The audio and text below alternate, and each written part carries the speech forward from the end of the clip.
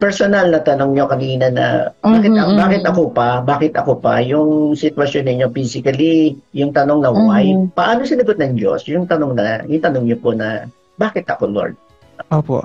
He led me a verse po in the Bible in John 9:3 kasi I was seeking the answer that time.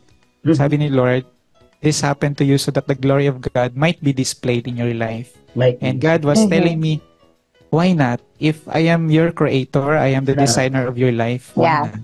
And true enough, Pastor, naging totoo po yan na life verse sa buhay ko. Naging totoo siya kasi ngayon, ay nagagamit ko na itong talent ko for the glory of God. Kahit saan-saan na po ako dinala ni Lord. Yung akala kong malas na kamay, ay naging blessing pala.